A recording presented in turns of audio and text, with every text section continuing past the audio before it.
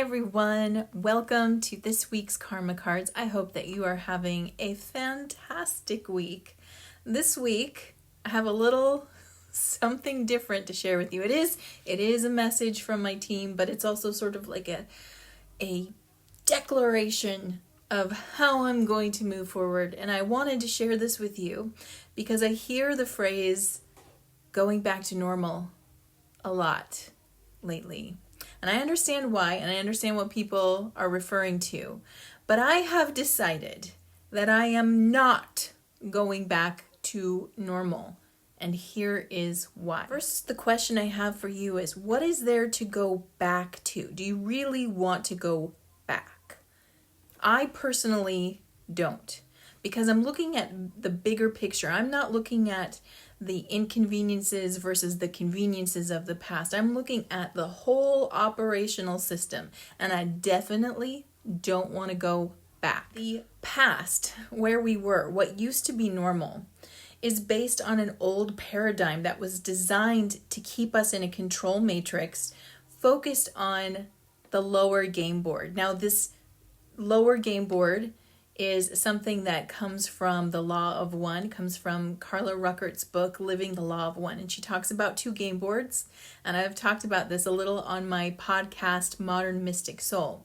But the lower game board is what I refer to as mundane life, where the object of the game is to survive and amass as many resources as you possibly can. So basically, it was keeping us in a sense of survival and materialism.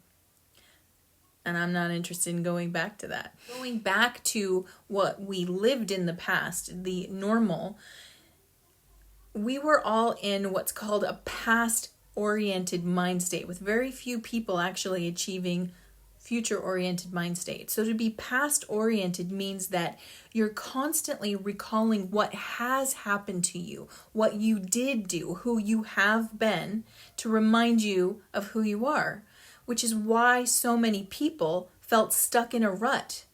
It's why you felt like no matter what you did, were just kind of spinning your wheels. That's because we were constantly calling up the problems, right? The things that we were struggling with, we constantly called those up and go every morning, wake up and think, oh crap, I've got to work on eating better. And I've got, because it's affecting my health and blah, blah, blah, right? So we were dredging up what's happened before and trying to work from that space to get new results.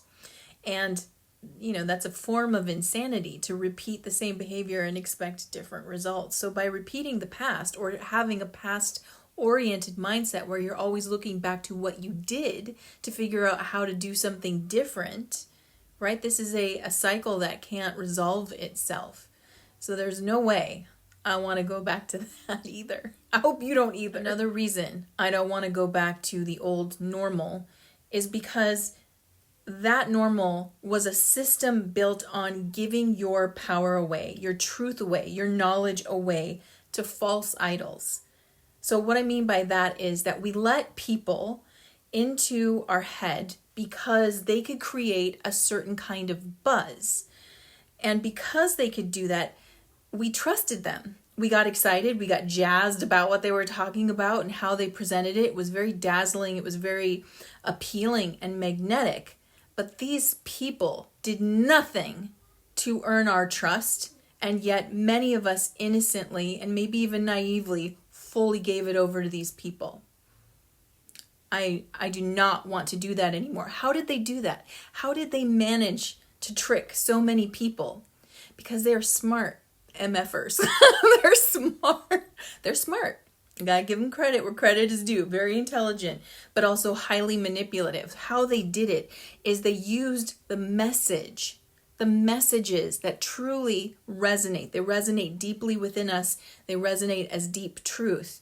But they use this magnetic dazzle. They kind of put us under a type of enchantment. And I actually do believe that some kind of manipulative dark magic possibly was used. I can't prove it, but I feel it, Because once you break the enchantment, and if you've had that experience recently where you finally see someone in a new light, the enchantment's broken, and they can never put that Shazam back on you because you see them for who they are now. And you might have these feelings come up in you like, how could I have trusted this person, and why did I trust them? And you have to sit there and think about it, and it's like it's a yucky feeling to realize that you've been duped. Well, that was very much a major fixture of the old paradigm. And what we have to see is that we were really attached to the message, but we also attached to the messenger. And that's what a false idol is, right? Is we gave them all this trust and credit for something that was actually a core message that resonates within us. The old normal encouraged us to compartmentalize and thereby disconnect from other people, from events, and from our environment. We were very disconnected before. There was this sense of not my job, not my prob in some cases, right? Or I'm not interested in that part of life, and so I'm just going to ignore it or turn it off. And they loved that. That was perfect for a negative control structure, because that means that you weren't activating your own knowledge. You weren't activating you weren't empowering yourself to really connect and own every part of your life, right? We were turning some parts off because they were unpleasant or boring or caused too much stress or a headache. And that it was designed that way. Like, you don't have to think about this. We'll take care of it. You sit back and watch the world burn, basically. So, not interested in going back to that either. Finally, ideas like nurturing and nourishment were considered soft behavior or a waste of time, specifically when it comes to women. Right? We were taught that we want to get our hustle on. It's time to get our game on. It's time to become fierce and making money the priority, or getting ourselves out in the world, maybe becoming an important figure ourselves to be the dominant trait. And it's still being pushed now. In fact, I saw part of an interview with Melinda Gates, and it was like I couldn't even stomach watching it anymore, because she was literally saying, she was tying the fact that women had to stay home and watch their children, and that was a burden on women because they couldn't go back to work. Now, I understand the need to work or the desire to work. So that is not what I'm saying. I'm not saying that women shouldn't work or women should want to stay home. What I'm saying is that we've been brainwashed through this old paradigm system to think that being a caregiver or being a nurturer was somehow less than, and you should want more for your life. Now, I think that you can have both, but we should really honor and balance nurturing and nourishment. Because part of what this brainwashing is about is the fact that you shouldn't slow down, right? You can sleep when you're dead is a phrase from this old paradigm. And it's all about basically working yourself up to go after what you want, but you never actually get to enjoy it. And in the meantime, you're probably going to burn out. So the nourishment and nurturing isn't just about what you do for other people, but honestly, and probably most importantly, how you take care of yourself. And it just wasn't acknowledged as important. It's like once you get the golden egg, once you get that cash flow that you so desperately want, then you'll have time to take care of yourself. But I've heard too many interviews, I've read too many personal growth books where they talk to people who are millionaires, in some case billionaires, who could never figure out how to relax and enjoy themselves, because once they built that fortune that they worked blood, sweat, and tears for, they couldn't relax because their fear was at any moment it could go away. And if I stop, it'll all disappear, which keeps us out of whack and just in a cycle of adrenal fatigue, basically. And the fact that adrenal fatigue is something that only some people understand and other people don't. Other people think that that's made up bullshit too. Like, come on, you're fatigued in your adrenals. Yeah, most people are, actually. In fact, our entire endocrine system, which helps to regulate our body, has been totally shoved into a corner. See, now I'm getting on a soapbox and ranting, but it's so important. But nobody, it's not mainstream talked about. It is still considered alternative, right? And it's kind of pushed off into a corner because the old paradigm doesn't support getting you healthy first, right? They're constantly putting the carrot on the stick, and they're like, go after the carrot, and at some point you'll catch it, and then you can relax. I don't know about you, but I have zero interest in going back to that kind of bullshit. You can see I've made notes. I have a lot. I'm like, there's no going back. I don't want to go back. In fact, this whole period between 2020 and 2021, we've been in an initiation. We've been in a healing cycle. Nature is rebalancing itself. The energetic poles are righting themselves. They're correcting themselves. The negative and the positive, the feminine, the masculine, they are correcting themselves. So, it's almost like fighting against nature to want to move backwards. Instead, we should embrace the new and where we're going and the opportunities that are being presented to us. So instead of going back, this is what I want to do instead. This is what I want to call my normal instead. So I want to continue to play on the higher game board, which is all about allowing my consciousness to expand so that I can evolve, so that you can evolve into the highest version of humanity that is awakening. The higher version of humanity is awakening now. Remember, the golden age, the start has already happened. December 21st, 2020 was the official start of the golden age. It's going to take a while for us to really see it and feel it and know that we're in it, but it is happening. And there really is you can go back, you can resist the future, you can resist what is coming, but it's, you're going to be hanging out in a place, and sooner or later you're going to realize there's nothing here for me, and I don't even want what I'm experiencing, right? So moving forward with the energy. I want my normal to be consciously practicing being future oriented. And that means that instead of waking up and trying to figure out, okay, this thing's in my path right now. How did I figure this out in the past? Or what's like this that I experienced in the past? I'm dropping that completely.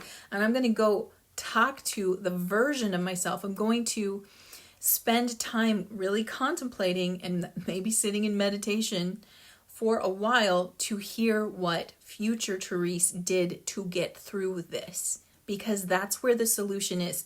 The version of you that's already been through whatever obstacle is placed in front of you is the one you want to talk to.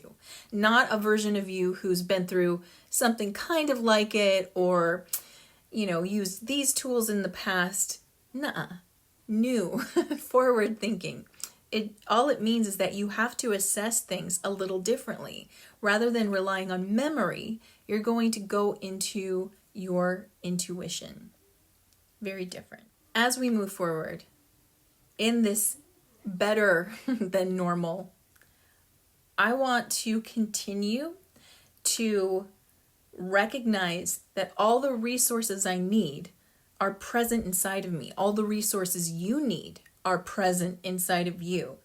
So when I go and listen to the messages that others bring, I will continue to use my discernment. I'm going to run those messages through my filter. I talked about this before. We're going to pick up what we feel is truth, and then we're going to assess everything else that comes in. We're going to say, you know what? I agree with this part and this part, but this part just doesn't resonate, so I'm just going to let that go. And instead of placing anybody's guidance, understanding, or wisdom above mine, I'm going to recognize that guidance, knowledge, and wisdom is also accessible in me. So I can listen to others, I can appreciate and honor them, and I will continue to. I mean, of course we are, but instead I'm going to listen to the messages. I'm going to recognize that each person that I'm listening to is a human being just like me, which means that I have access to that same information. And if I am not getting it, it must mean that I'm not sitting with it long enough. I'm not sitting in my inner temple long enough yet to access it, and I'm going to make adjustments to my behavior rather than going, oh, well, they've got it, so yeah, I'll just listen to what so-and-so says. I'm going to run it through my own filters. Moving forward, I'm going to stay connected. I'm going to stay connected to other people, even when it's uncomfortable. I'm going to stay connected to events going on around me because there's always knowledge to understand. There's always something that's going to open the mind, that's going to bring more awareness. I'm going to stay connected to my environment and realize that my personal environment is a direct reflection of my own mindset and where I am and how I'm either thriving or maybe struggling. But I'm also going to stay connected to the environment in general because, life force energy is God, is the universe, is source, whatever you want to call it. It is around us all the time. It is communicating with us all the time. And if we stay connected, we'll know exactly what to do. We will know exactly how to help. I'm going to continue to honor those connections. I don't want to go back. I don't want to forget, and I don't want to detach again. And finally, I'm going to keep remembering that by nurturing and nourishing myself as well as others, this is how we all thrive. I want to be an ambassador of the divine feminine, and I will uphold those qualities as a foundation for all success and joy that comes our way. So this time, instead of trying to push myself to make it happen, I am going to state my intentions. I am going to ask my internal guidance. How do I connect with that? I'm going to hold the space. I'm going to stay future oriented, hold that space and allow myself to receive it. And if I get a message one day that says, you know what, today is a day where you need to take a time out from what you're pursuing.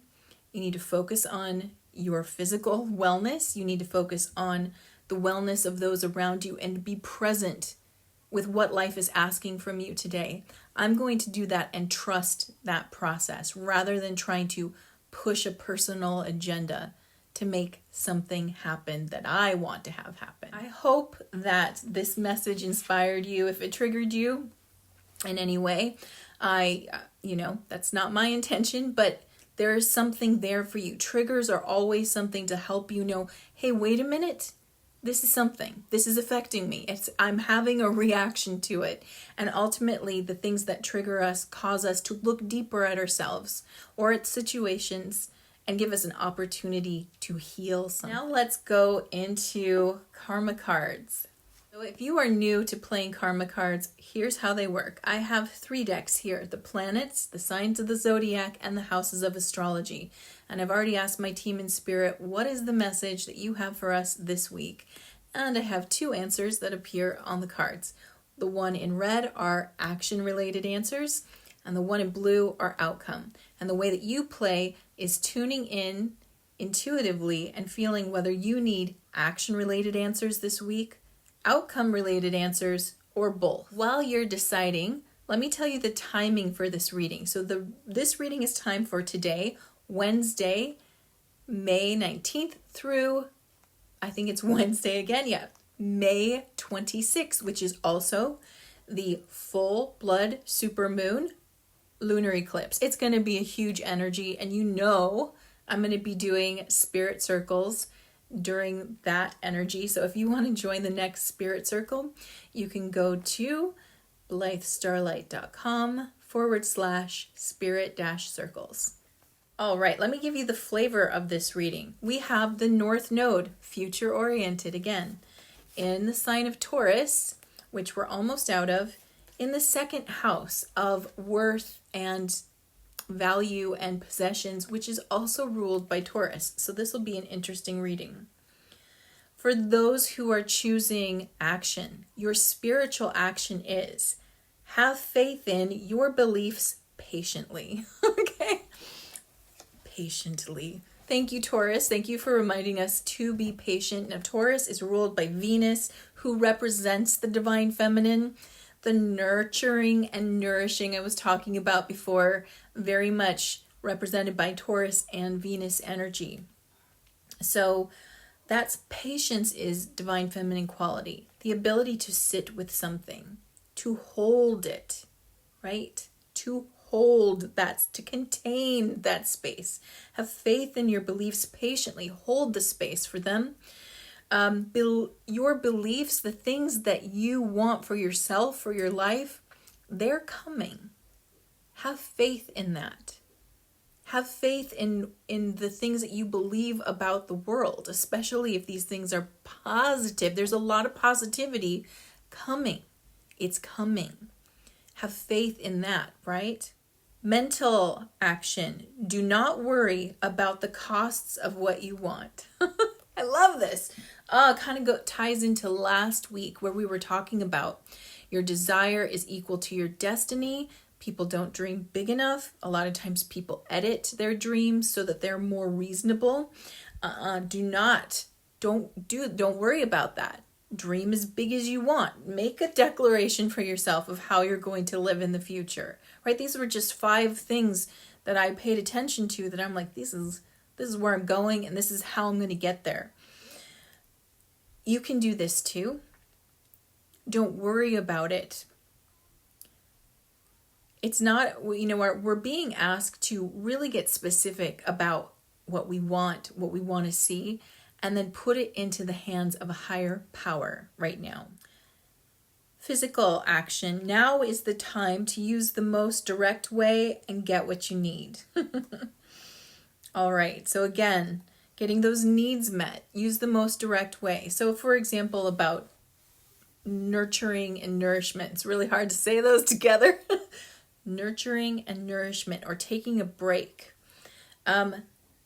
Things like that. Things that you may not give yourself. Like, for example, I tend to be very pragmatic in my approach to my daily life. If there are tasks that need to be done, I like to get those off my plate first, and then I can relax and do the fun things I want to do.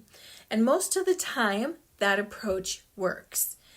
There are some times when what happens is the list of tasks that need to get done get stacked so high, and I'm in this headspace of like, no, got to get this off my plate, and then I can relax. Well, what happens? My entire day can end up being task, and no downtime.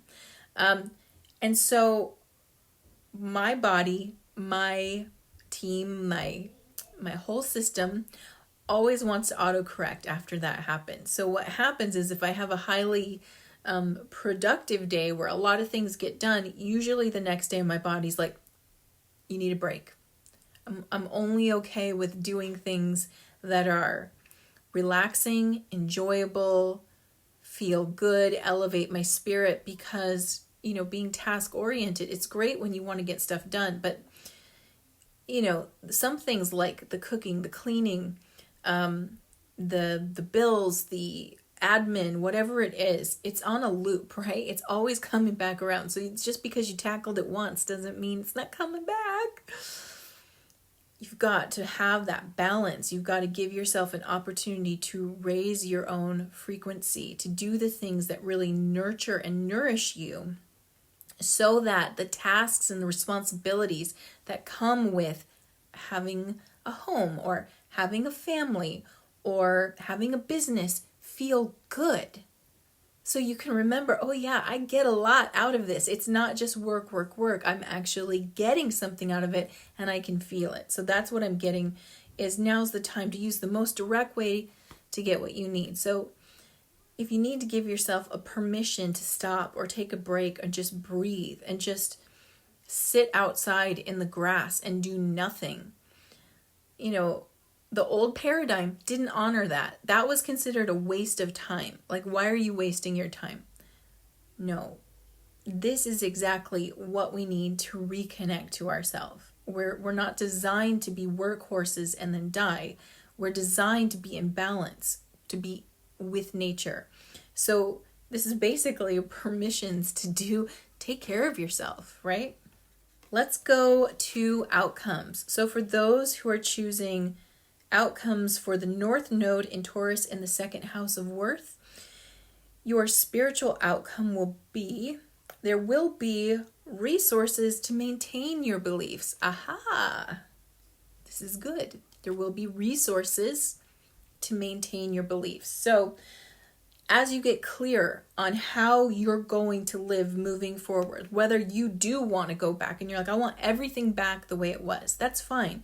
Make a strong decision about it. Really can get in touch with what that means to you and why you choose that. And recognize that is supported for you. You will be supported to move forward. Mental outcome at this time. Success from the practicality of what you value. Okay, yes. So part of when you're thinking about how I'm moving forward, how I'm going to do this going forward, thinking about your values is a super great place to start. Because, for example, if you're valuing your mental health, your emotional health, your physical health, your spiritual health, you're going to make specific choices that will reflect those values. That's successful. If you're just saying, I just want things back the way they were so I can go back, do you really want to go back? Think about that. I know you might want I definitely want some of the conveniences that I haven't experienced for a while, but I sure as hell don't want to go back because I understand myself on a deeper level, even deeper than what I did before, because it caused us all to really dig in. And I don't want to lose that insight and awareness and consciousness that I've gained. And I don't think we will. I think that even if we tried, if we were like, yeah, everything's okay, we're going back, everything's fine, I don't think it's going to stick, is also what I get. But the more you're in tune with your own values, the more success, or the more you're going to see those alignments that we're all looking for. We're all looking for that divine alignment. Get in touch with your values, decide how they play out in your future. Physical outcome, benefit resulting from the productivity of your resources. Benefit resulting from the productivity of your resources. It's so interesting because Taurus is about that. Understanding what you value. It's even about nurturing and nourishment, and yet productivity is a part of it. It's a really interesting dichotomy that it presents. But we're looking at your physical world and your resources. And I feel like even though, the second house often does talk about the physical world and those resources, I'm actually getting from this whole reading that it's your inner resources. And going back to what I had said in my own declaration, I got the knowledge. I got the connection. I am, you're divinely connected to all the information in the world. Those are resources. Use it. You can find the solution to any problem because it already exists. And if you spend time, if you ask the smart questions and you go in the direction where the answers are, you're going to find them. This is such another positive reading. It's like we've had 2, I think, in a row now where the energy is only getting more positive. And again, I feel like the momentum is going in a positive direction, no matter what's being presented to us, right? No matter what events are going on or what entity is threatening whatever, ignore it. That's the old system dying, and those are its death rattles, right? So I said this, I think, last year, that this paradigm is dying, right? The negative paradigm, it's dying, and it has its death rattles. And just because it's dying doesn't mean it's not going to fight. It's fighting tooth and nail, but it has no bite. It can't get you unless you believe the death rattle. I mean, unless you're like, oh my God, what they're saying is going to happen. It's not going to happen because the energy is going upward. ascension is an upward energy and it has a positive connotation. Now, we have work to do, a lot of internal work, which my team keeps hitting. It's like, this is still about you. This is still about what you're doing, your thought processes, the choices that you're making. This is very much in your hands, and we have personal responsibility to it. But the energy is supportive, and it is holding you, and it is preparing you, and it wants you to succeed. It wants you to succeed because we're moving, the negative is weakening and it's almost dead. What comes next is based on us, which is why we've got to do the work, which is why we've got to make choices. And we've got to really look at, what am I asking for next? Because you're going to get it. You're going to get it. And that is positive. Now really think about, what do I want to get? Because if you're just like, I want to go back to normal, and you leave it at that, what are you really asking for? Right? We're being asked to be more conscientious than we've ever been, but we're also being supported with amazing resources, including our own consciousness constantly expanding. So with that, I'm wishing you the most amazing week. I hope you can join me at the next Full Moon Spirit Circle. Again, I'll put a link in the description. And before I forget, this Friday I'm doing a live art and meditation class. I love doing these in my Patreon.